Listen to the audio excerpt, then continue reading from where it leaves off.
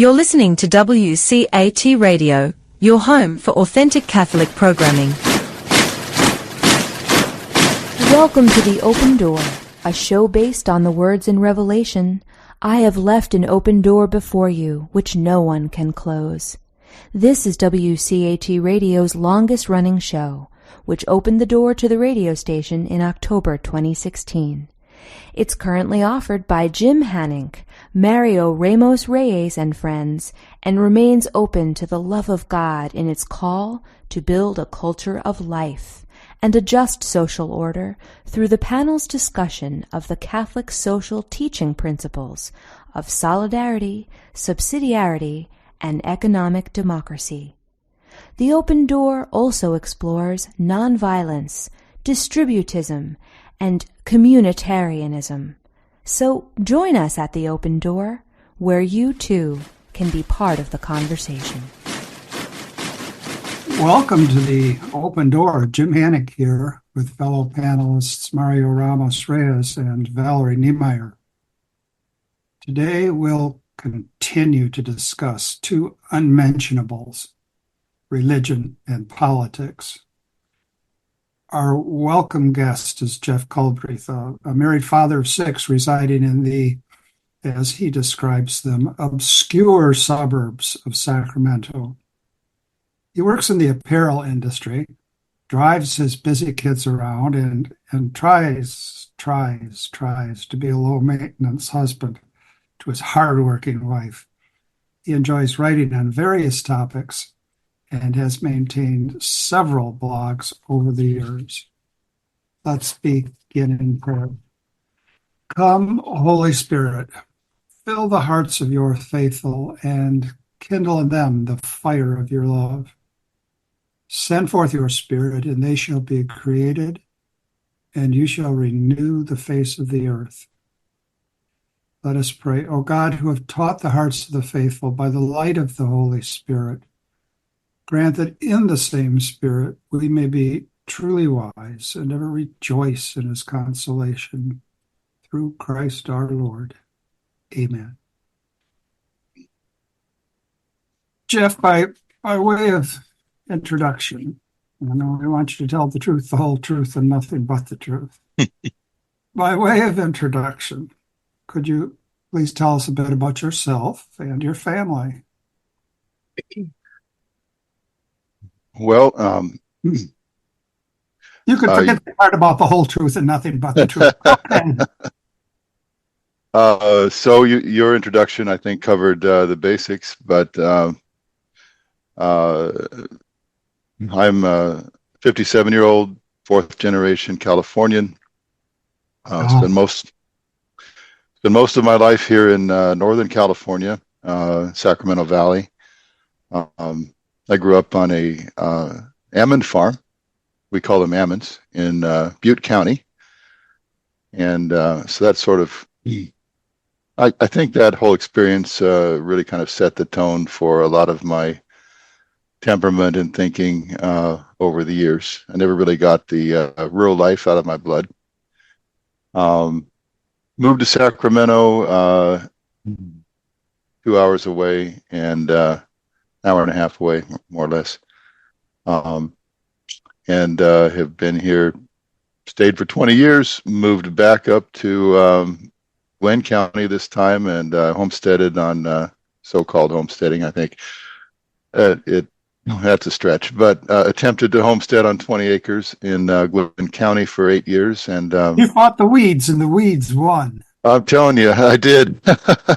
I had a weed farm. We had mostly pasture. We raised goats, Dexter cattle, rented it out sometimes, and we had chickens, 2 big gardens, planted 150 fruit trees.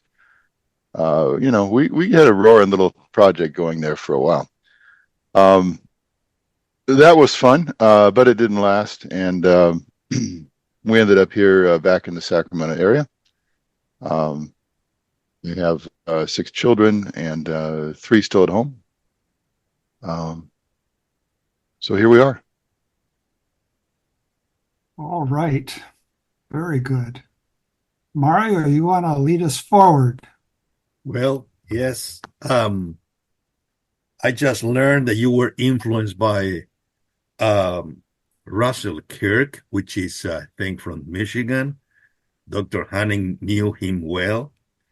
Wendell The Berry, sage of Acosta, the sage of Acosta. Go The on. Says of Acosta, yes. right.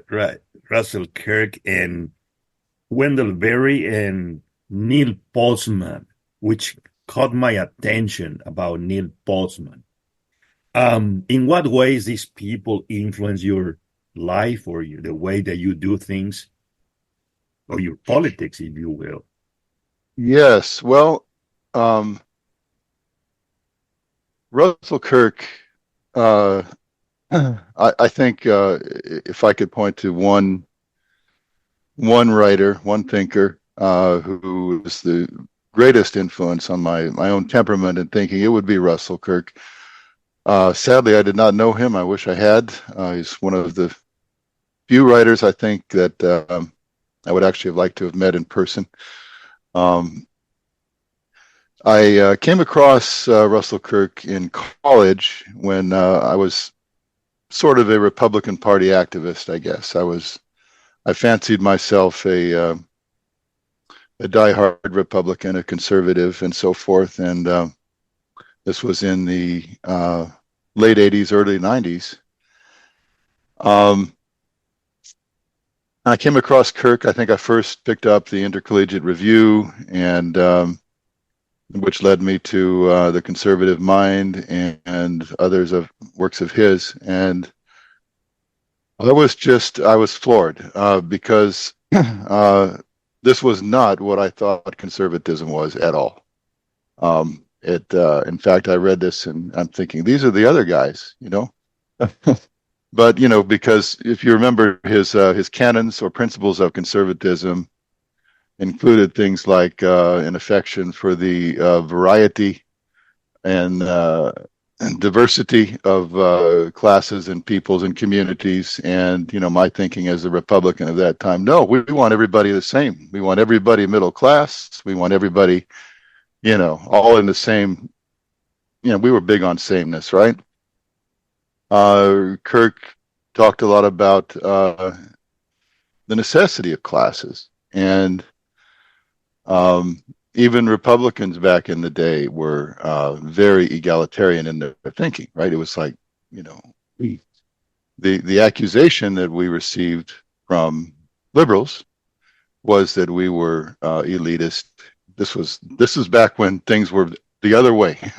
They've kind of flipped since then. But back then, Republicans were perceived as elitist and purely representing the money interests, corporations, country clubs, and so forth, right? And so the retort was, no, we're egalitarian. We want everybody to be middle class, and free market economics is how we're going to get there.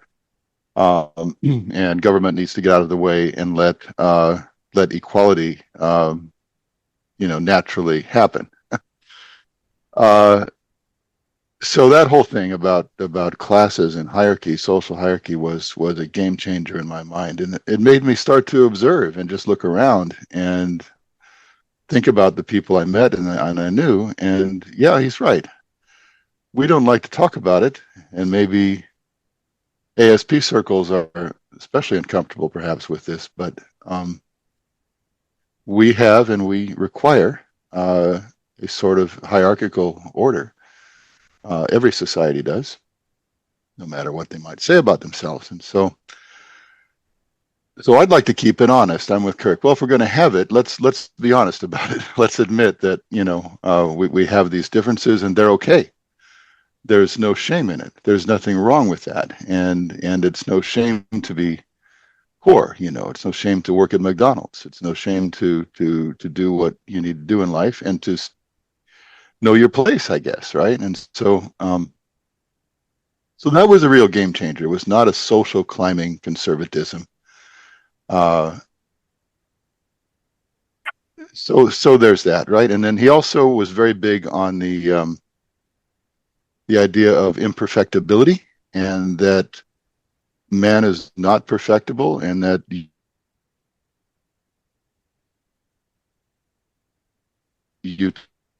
utopian, sin and things of that nature. And again, this was really the thing, right?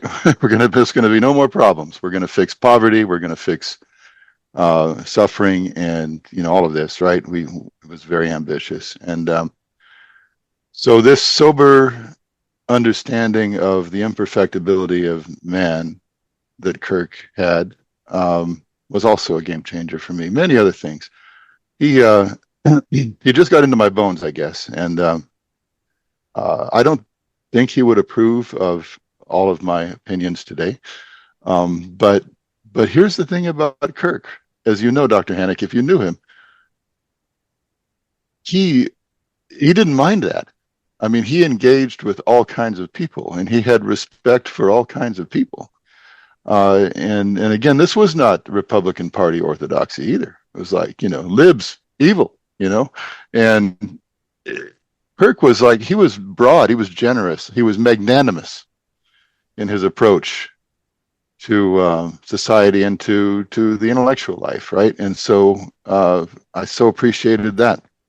In fact, in one of his articles about ideology, and I want to get to that in a second, but he says, how did he put it? Ideologues really demonize everybody who's outside the tribe. And he said, conservatives, real conservatives, have the habit of dining with the opposition. So, he wanted to talk about it. He wanted to hash things out, and he was really interested in what anybody thought. So even if he didn't agree, and sometimes, almost violently didn't agree, which is great. The other thing about Kirk that that really hit home is that he presented conservatism as the antithesis of ideology. Again, GOP orthodoxy was this. Our political doctrine is almost our faith, right? And so for Kirk, the ideologue or the liberal looks to liberalism for its moral guidance. If you're a liberal, you find your morality in liberalism. If you're a conservative, in Kirk's sense, you find your morality from your religion. You go outside of your political bubble or your social bubble. You don't draw truth from conservatism. He was insistent on that. He said when conservatism becomes an ideology, then it's not conservative anymore. It's dead, right? And so so it's like now as a Catholic, I wasn't Catholic at the time, I have permission from Kirk to get my economic ideas and my political ideas from the Catholic Church itself, right? And so I think Kirk would have a lot of respect for that. I'm probably more left-leaning, if you will, economically than he was, but I get that from the social encyclicals of the Catholic Church. I'm Catholic first, conservative second, and that's. And in fact, you can't be a conservative and flip that around. So, in a nutshell, I guess that was Kirk's influence, an ongoing influence in my thinking. Now, Mario was interested in Neil Postman, right? Neil Postman, Yes. What the about social that? critic. Wow, yeah, Neil Postman was another eye opener.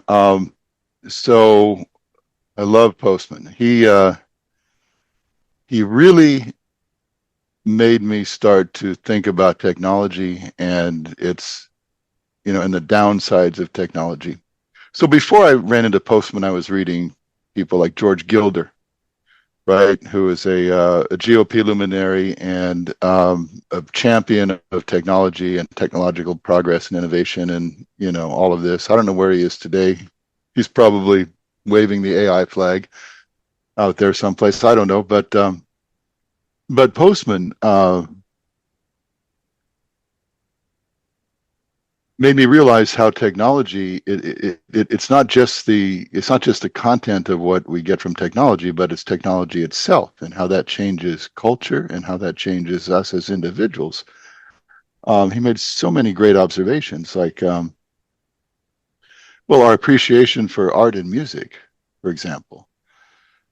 When you have music, when you're listening to Vivaldi's Four Seasons, every time you're on hold on the telephone, you kind of lose some appreciation for Vivaldi's Four Seasons, right?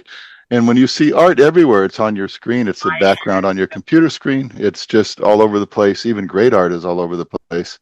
You kind of become numb to it. And, so technology puts all of these things everywhere all the time. And as a result, the result is not it doesn't enrich our life, actually. It detracts from our life. And I had to think about that. It's like, wow, that's really true. And also, the impact on our just on our daily habits. He was writing when television was the big problem, and he really got into how television, and I grew up with TV in the house constantly, gives us these dopamine hits, right? Like the picture on the TV screen, I think he said at that time, changed once every 3 seconds. Boom, boom, boom. And if it doesn't, like in the early days when we had Walter Cronkite reading the news and that's all you saw was his picture, for 10 minutes, it's way different from the way things were when Postman came along. Things were fast, boom, and the news was bells and whistles and noise and sirens and keyboards and the whole thing, right? And so we're way overstimulated by technology. And this, even at that time, was impacting our attention spans and our ability to follow an argument, our ability to, to think about consequences and so on. The other thing I really got from Postman was the negative impact of the information glut, which was bad when he was writing in the 90s, but wow, it's way worse now. And we have all this so-called information that we don't know what to do with. We have no context for it. There's no follow-up. We have no way of falsifying or verifying. It's just shot at us, right, from all these directions. And we think we know things as a result, and we don't. He gave one example of a poll of, if I remember correctly, I might get this wrong, but Americans were polled about, he made this up, about should we give economic aid to Nicaragua? And the results came back, no, we should not give economic aid to Nicaragua. And the majority thought that Nicaragua was a country in sub-Saharan Africa. Another, large percentage didn't know what economic aid meant. They were confused about that. All these assumptions in the question that the public that answered the question really was clueless about. Yet they gave answers, and that is presented to us as public opinion. So Postman gave me a critical eye when it comes to things like that, right? And information. And I'm still suckered and fooled by all of this information glut from time to time, I think. Probably more than I realize. But the first step, I guess, is knowing your vulnerability to that and seeing it's a problem. And I hope, I wish his views were more widely promulgated and we could get to maybe some answers as to how to curb this problem, because it's a huge problem. So Jeff has undergone some changes, and Valerie, maybe you'd like to take us to a major change that he's undergone. Yeah, I am curious. You mentioned that you weren't Catholic always, so I'm curious about that journey into the church. Wouldn't you share that adventure with us? Briefly, I guess. We have how so much time do we talk about today. We have a lot of topics. All right. All right. The five minute version. Let's see. Mm-hmm. So I grew up nominally Lutheran. My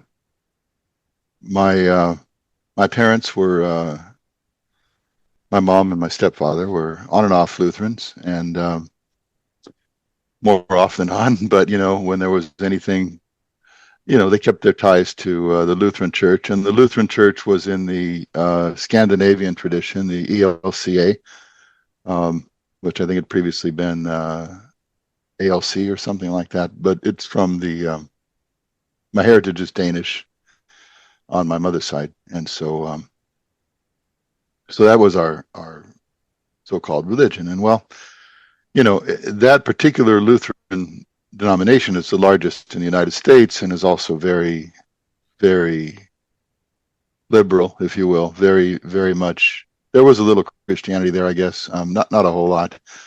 The liturgy, though, was nice. But pretty much at that time, it was, anti-nukes and peace and cannabis and,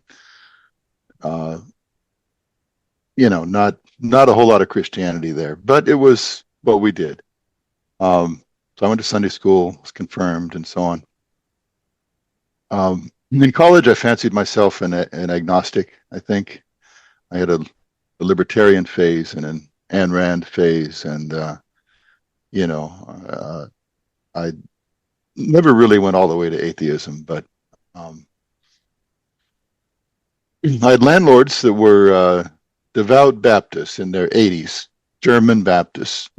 And they would give me tracts, talk to me about God, and they invited me to a men's retreat one time with their church. I went to it. By this time, I had so much respect for Christians that I knew, and I kind of wanted to believe.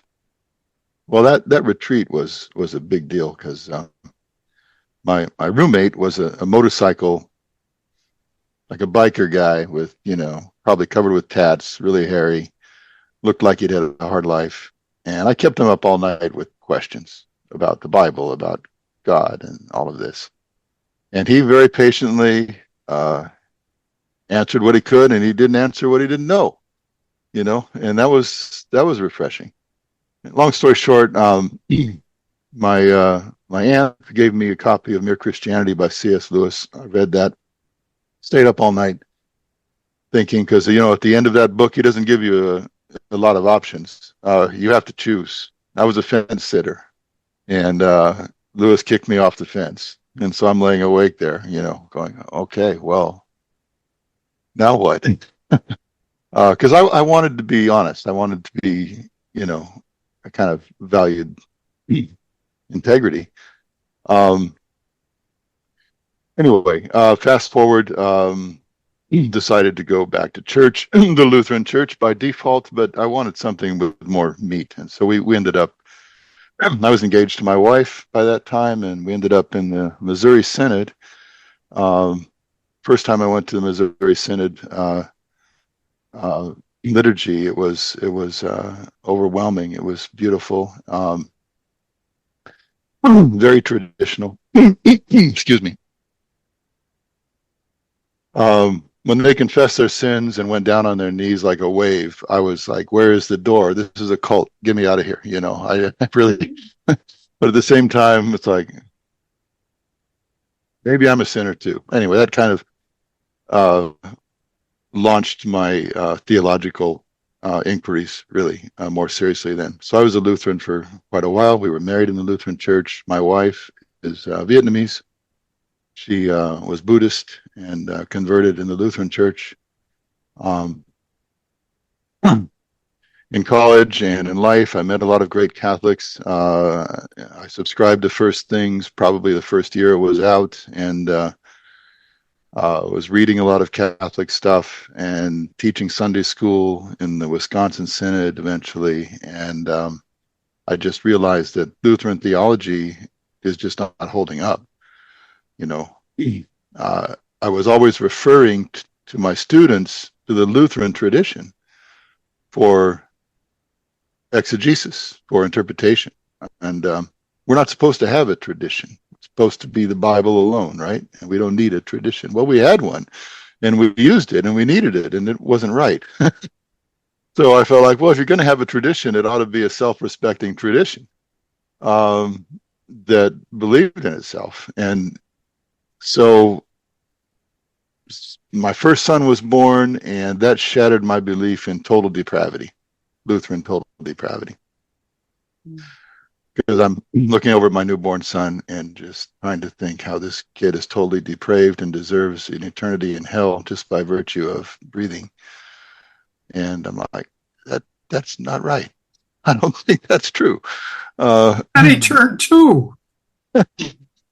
Now, by the time he turned 2, I was back to total depravity. No, I'm just kidding. But so Lutheran total depravity fell as one of the pillars, and then sola scriptura fell eventually. Sola fide fell. As I was reading St. Augustine, we recited the Athanasius Creed in the Lutheran Church Missouri Synod and the Wisconsin Synod, and I thought, oh, Athanasius Creed, that sounds ancient. I looked up St. Athanasius. I came across the life of St. Anthony of the Desert. We just celebrated his feast. And I read The Life of Anthony by St. Athanasius. And I came away from that. Neither Athanasius nor Anthony were Lutherans. They would have been excommunicated by Luther. Luther, I read a lot of Luther. I cut my teeth on Luther. Luther had a very medieval mind, which also helped push me in the Catholic direction. But his ideas on some things were screwy, and Athanasius and Anthony were there was just works righteousness in his terms all over their lives, right? And he wouldn't have approved of any of that. And so I'm like, well, why am I in a church that recites the Athanasian Creed, but wouldn't allow Athanasius to take communion, or St. Anthony of the Desert? There's something wrong here. They certainly wouldn't allow them to preach or be ministers in this church. Anyway, went to RCIA. At that time, I was very traditional liturgically, and I went to the Novus Ordo Mass, the new Mass, which I attend now. But then it was like I was going backwards. It just seemed very more Protestant than where I was at right now. And I was kind of scandalized by that, by some of the liberalism in the Catholic Church. And so some of that was pride, and I didn't have the right, motives, I think. But ended up in the Anglican province of Christ the King. I went to their liturgy one time, and, priest was facing the altar, and people kneeled and received on the tongue, and it was very, very traditional, kind of like the old Lutheran way, but even more Catholic. And I thought, okay, well, this is it. This is all that's left. And so I was in this Anglican jurisdiction for 5 years.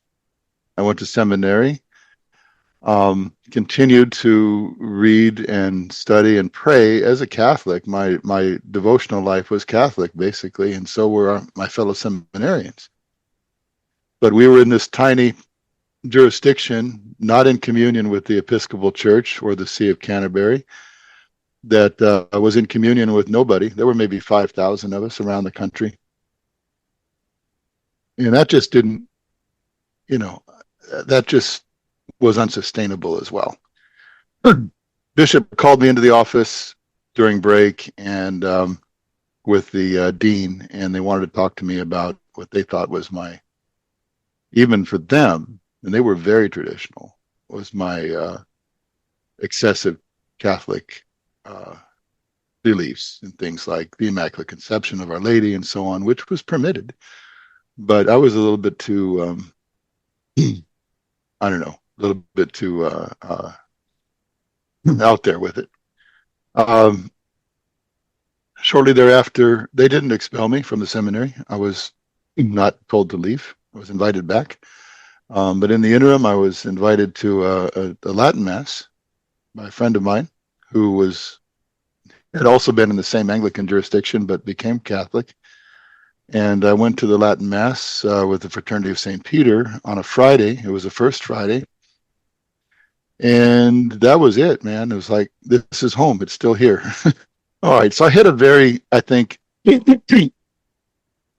still not the correct idea of the Catholic Church at the time. It was really a little bit too much about liturgy. I love liturgy, and I still love the traditional Mass. I went there for 20 years. But I think I hung a little bit too much importance on that particular aspect. But that's what hooked me, and that's what brought me into the Catholic Church. was the Latin Mass. And it was like, okay, I'm home. We never looked back. Several years ago, I had a bit of a, I guess, a fallout with the traditionalist movement. I'm not a part of it anymore. But that's how I became Catholic. Valerie, I hope that is the short version. Sorry about No, that's all the right. length of that. That's all right. I was thinking you went from a Lutheran church where there wasn't a lot of, quote unquote, a lot of Christianity into the Catholic church where there's still, quote unquote, not a lot of Christianity. In some quarters, grew up in the church, you get that, well, where are the Christians? If you believe what you say you believe, why are you not going to mass? I mean, there's, our pews are full of a lack of Christianity as well. So indeed. But it's neat to hear how, you always say judge a faith by people who are living it, not by those who aren't, right? So without that, it wouldn't have happened, right? Because I knew very holy Catholic people. And I also knew really horrible people that were Catholic and went to mass. And I worked with guys who, they went to mass every Sunday and they were watching, porn on their computers at work and worse. And it was, so there's this, in the Catholic Church, there's these extremes. It's kind of an all or nothing religion. Like you either believe it and you try to live it, or it's just, water off a duck's back and you go through the motions. There's not a whole lot of in between there. But I did know some very holy and great Catholics, and without their witness, I wouldn't be here. I wouldn't be in the church today. Well, thanks for sharing. It's been said of the church that here comes everybody. Yeah. Was that James Joyce? I was trying to think of who said that. Okay, yeah. Well, Mario, do you want to redirect us towards politics and governance and why I'm not a Republican and what the government needs if it's ever going to go anywhere and that sort of thing? So, where do you start doing politics? In the Republican Party?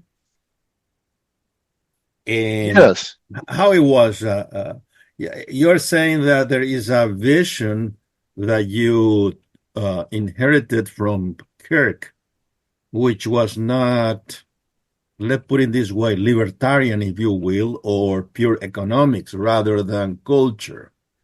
And so you joined the Republican Party, which mainly is about economics, or used to be. I think it still is. Well, we can discuss that. But why then you joined the Republican Party where this view was prevalent while you were more inclined to this view of Russell Kirk? Yes. Well, I discovered Kirk again, I think around, I couldn't say, but probably right around 1990, thereabouts, maybe a little earlier. My first presidential election in which I voted was 1984, and that was Reagan and Carter. And my family background, we were in a rural farming community, and my family background was Republican by default. And so I was Republican by default anyway, just like we were Lutheran by default. So before I found Kirk, I was a very solid Republican voter. And what really drew me in,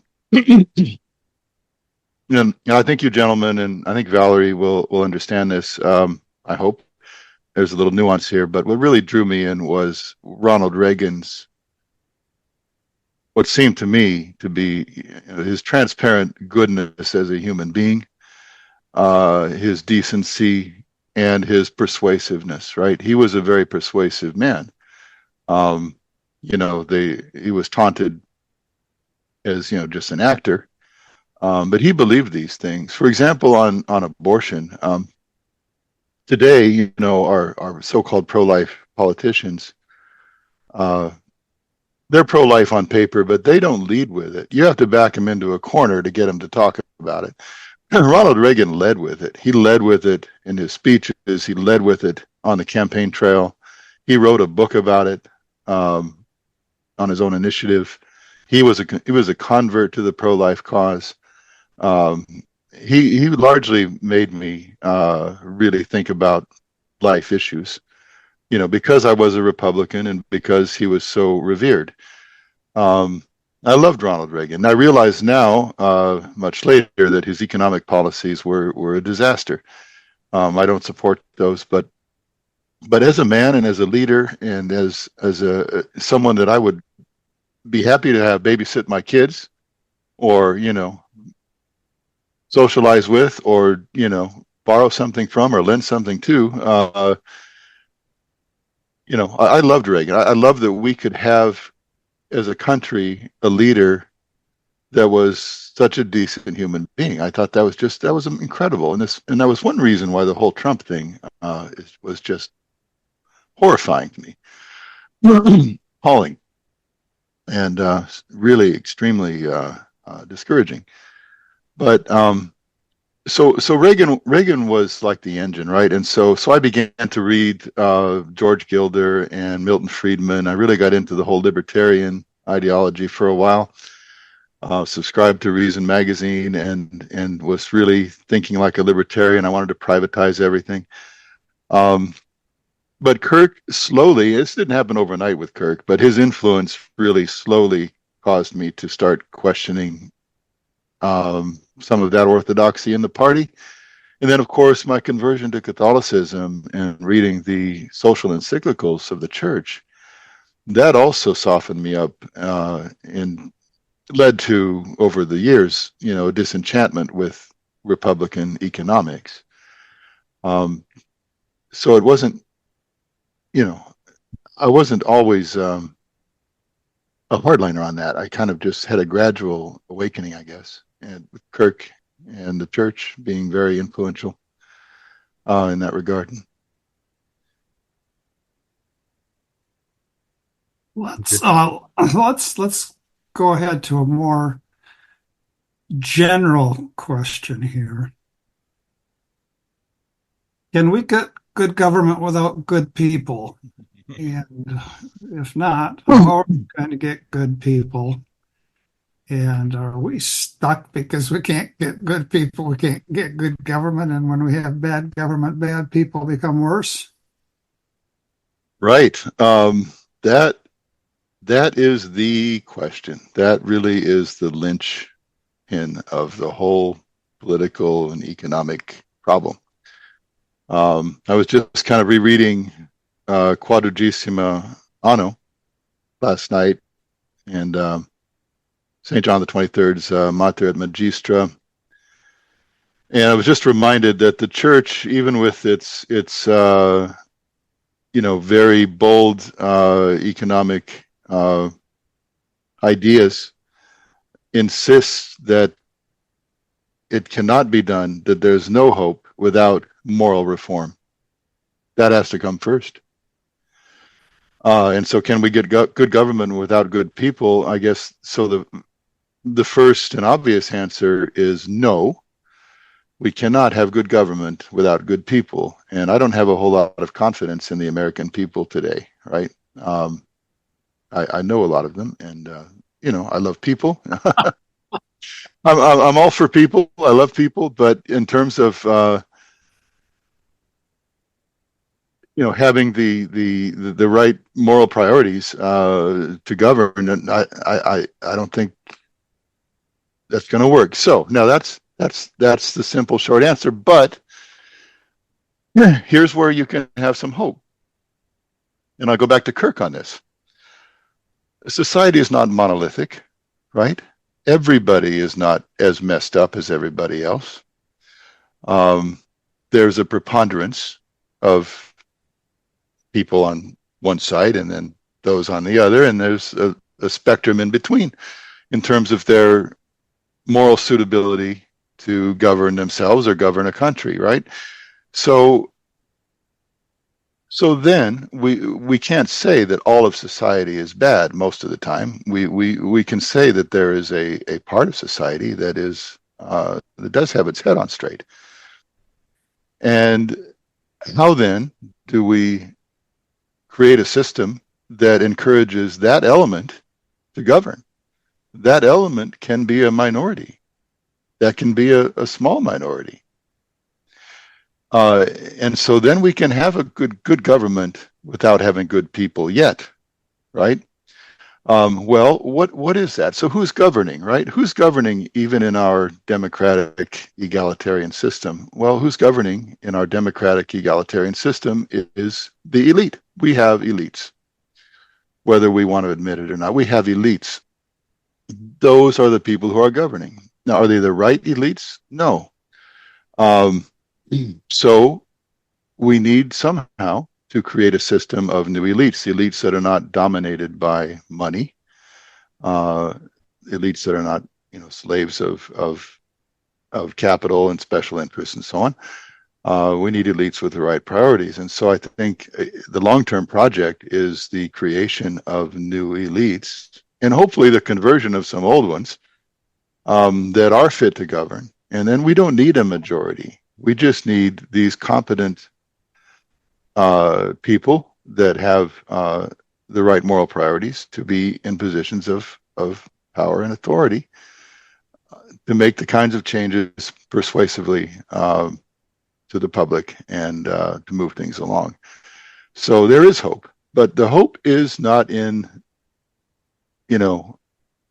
a democratic majority right now. I think we do need to create new elites, and maybe we need a different word because we're kind of allergic to that word elite.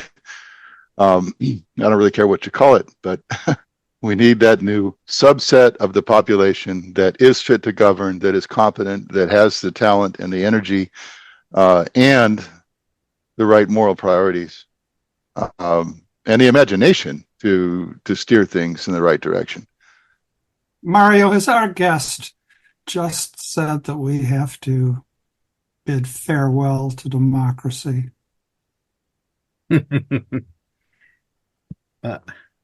Probably, but probably. And then he wants to move on. Let me. It's more nuanced than that. I think what you are saying, I think, is very clear. There is no politics without human beings, and there is no good politics without conversion. So everything began with a human being who transformed his or her own life, beginning in the family. So perhaps we need to start talking about communities, not society as such. Community is more formed by affection, by belief, by religion belief. So the word conversion, I think, is key. And I think Jacques Maritain was clear about that. Otherwise, the only thing that we are going to transform is almost nothing. So now, if that is the case, that democracy as such need religious faith. And so Christian democracy is the way to go. That's the claim of Maritain, because we need that conversion from the beginning. Now, if that is the case, and that has been my concern over the past 10 years, we are building political system or political parties in order to, quote unquote, convert people. And that's the wrong tool.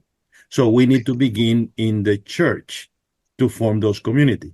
Now, the church has some issues right now, which I don't think is supporting much of that conversion rather than some issues which are political issues. So I think this is the situation. So when we say, well, I distrust democracy, well, not democracy as such, democracy in the way that is portrayed by some enlightened way of thinking. But if we look at the source, which is the family, which is in profound crisis, this is, I think, the foundation. So I don't know, it's a long, convoluted run, but This is my view. And by the way, if you look at the development of any democracy in the West, they need to have some constraint. And the constraint is not come from democracy itself rather than for something else. And is what is called republic.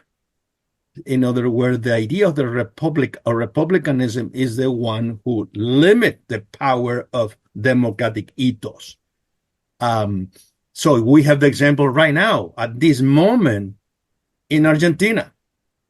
The government is falling apart and began 3 weeks ago, a month ago. Why? Democracy is not working. There's no check and balances. And so it's ironic. And what is the issue there? People just pursue their own self-interest. And they don't care about the common good because they don't have awareness of what really good is, much less what is common to that good. Okay. I'm going to stop there, but I think it's key what you said, Jeff. Yes, I agree. I agree with what you said as well. I think, when you talk about the people not having an appreciation for the common good, I think it has to be asked, does democracy itself, even republicanism, if I could even stretch it that far, as we know it, I think it can be different, but as we know it, does that encourage people to think about the common good? I think the premise of democracy and even republicanism is, the Republican statesman, small r Republican statesman, is representing his people, but he's only representing his people. Where's the common good in that? So, and then now that has degrees of problems, right? The best scenario is where he's representing the true interest of his people, not their opinions, but their true interests. And that can lead to the common good. If the interests of the people in his district, they're tied to the interests of everybody else, right? So in a roundabout way, you can get to the common good with that.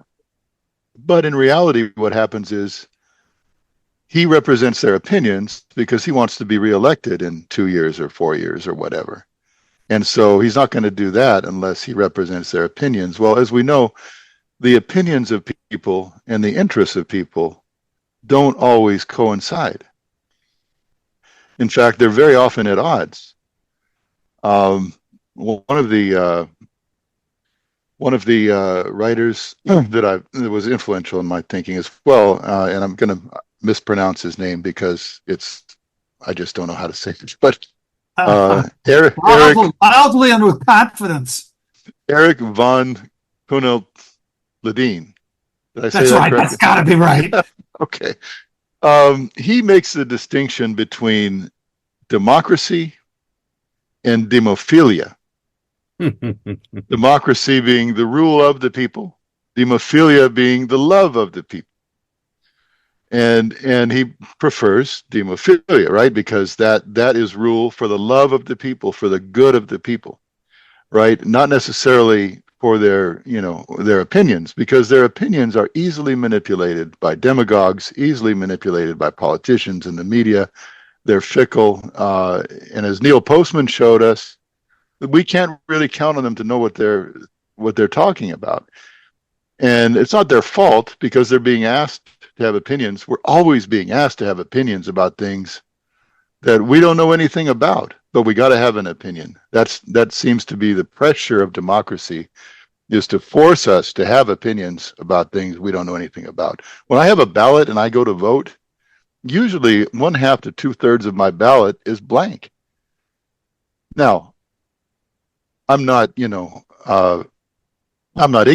and I'm not a scholar or anything. I have an education. I read. I stay on top of the news. I still don't know who most of these people are on my ballot, or the topics I'm supposed to be informed about. I still haven't had the time to study it, or maybe I haven't had the interest to study it. And so I don't vote on it. I don't feel like I should vote on it. Yet we're all being told we have to vote and have opinions on things that we're just completely ignorant about. That's a problem. And that's one of the problems with democracy. So if we're going to solve that nut, I think we have to somehow get that beast under control. Valerie, it's more clear to me that these two gentlemen are cockeyed optimists. What can you do to redirect them? Yeah. Well, I think I want to, there's several questions that we pondered ahead of time talking about. And, some of the topics are public policy. How does policy play into helping people be good or communities to be strengthened? We also, pluralism and solidarity, gift economy, ownership society, marriage and family, and policy related to extended families. These are some things that we thought we might talk about. We're kind of coming to the end. So I'm wondering, what does your mind and heart want to focus on here in these last 5 minutes or so? Wow. All right. Maybe two things. So briefly, I'll try to be brief. Can public policy make people be good? To inartfully phrase that. Can public policy impact? Well, first of all, we know very well public policy can impact behavior very, very strongly. I want to give one example that I wish we thought more about when it comes to other issues, but and I'm a pipe smoker, so I don't necessarily agree with what happened here, but here's what happened with tobacco and cigarette smoking. Sometime 60s or 70s, I think 60s probably, it became known that cigarette smoking was bad for your health, right? And shortly thereafter, it was launched a widespread anti-smoking campaign at every level of government. Every level of government, federal, state, local. We saw the billboards against smoking. We saw the TV commercials against smoking. You saw the posters in the workplace against smoking. It was just everywhere. Everywhere was the anti-smoking message. And smoking was not banned. It was not banned. But it was reduced, I think, I looked it up the other day or yesterday, I think in 1954, something like 45% of Americans were smokers. In 2018, 16% are smokers. This campaign, in which billions of dollars were spent over decades, made a huge, huge difference in that particular activity. And some of that was propaganda, if I can use that term, about secondhand smoke, right? Don't smoke in your house or in your car or around people because secondhand smoke kills too. Remember all that? And so, we began to feel guilty, right? About, maybe I shouldn't smoke around. I smoke with my kids on my lap, by the way. I'm not saying this is right, but it worked really well. Okay, well, if we had a pro-life administration, a really pro-life administration in the state or in the federal level, any level, why in the world wouldn't we do that?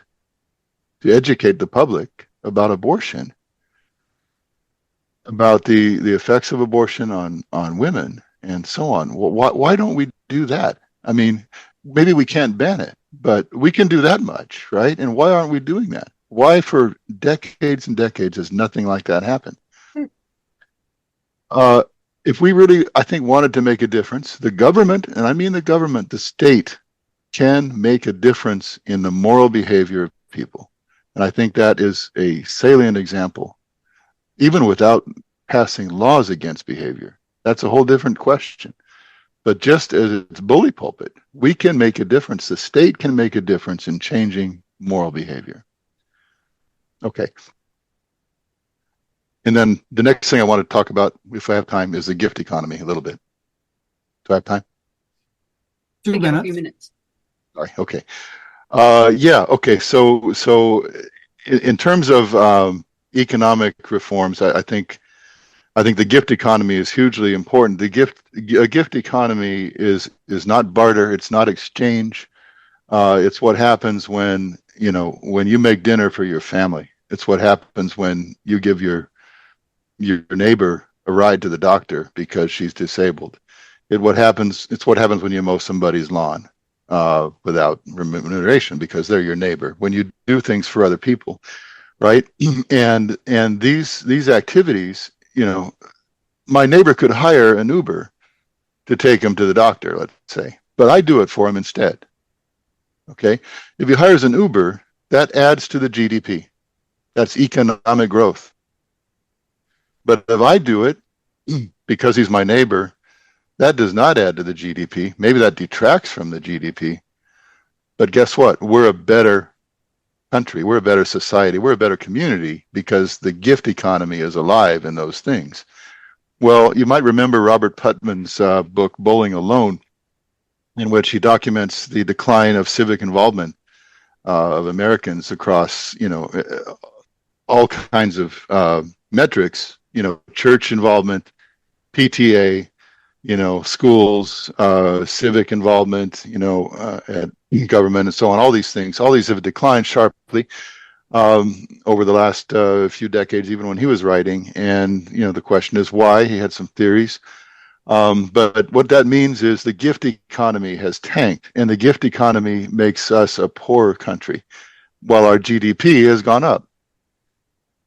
All right. So I'd like to suggest we stop worshiping the GDP and economic growth, and Americans need more opportunities for gift. Policy-wise, what could that be? That could be more leisure time, right? We need to not have, the incessant work for such a huge part of the population. 45% of our population makes $15 an hour or less, and they're working, way too much, and they have no time for the gift economy. They have to buy everything, right? They have to, you see them, buying meals because they don't have time to cook, that kind of thing, right? So we need to make time for people. Somehow we need to put a dent in our entertainment culture. We need to also, part of the backing up, making time for people, there are reforms like my favorite, I think, is the negative income tax. That takes the pressure off of people at a certain level, where they can still give, right, in that way, in many ways, without, without obsessing over mere survival, right? So, so I don't know, I'm out of time, but that's, I think we really need to focus on expanding our gift economy and the kinds of policies that would make that possible. Strong, important ideas. Two quick lines from Peter Morin, co-founder of the Catholic Worker Movement, and then the gospel for today. Peter used to say we need to be a society of go-givers rather than go-getters. And he also said that what we ought to hope for from government is a society in which it's a little bit easier to be good, a little bit easier to be good. Well, at the end, we always return to the good news itself. Today's gospel is from Mark. Jesus summoned the crowd again and said to them, "Hear me, all of you, and understand. Nothing that enters from outside can defile that person, but the things that come out from within are what defile." When he got home away from the crowd, his disciples questioned him about the parable. He said to them, "Are even you likewise without understanding? Do you not realize that everything that goes into a person from outside cannot defile, since it enters not the heart, but the stomach, and passes out to the latrine? Thus he declared all foods clean. But what comes out of the man, that is what defiles him. From within the man, from his heart, come evil thoughts, unchastity, theft, murder, adultery, greed, malice, deceit, licentiousness, envy, blasphemy, arrogance, folly. All these evils come from within, and they defile. Come, Lord Jesus, come. Amen. Thank you. Yes. Very good. Thank you all. I enjoyed being here. Thank you so much. Way more sober than your posts. And you didn't even bring up that daft idea of monarchy. Good for you, you. Thanks very much. All right. Thank you. You're Bye-bye. welcome. God bless you all. Bye-bye. Hello, God's beloved. I'm Annabelle Mosley, author, professor of theology, and host of Then Sings My Soul and Destination Sainthood on WCAT Radio. I invite you to listen in and find inspiration along this sacred journey we're traveling together to make our lives a masterpiece and, with God's grace, become saints. Join me, Annabelle Mosley, for Then Sings My Soul and Destination Sainthood on WCAT Radio. God bless you. Remember, you're never alone. God is always with you.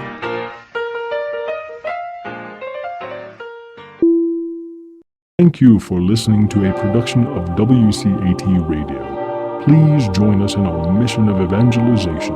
And don't forget, love lifts up when knowledge takes flight.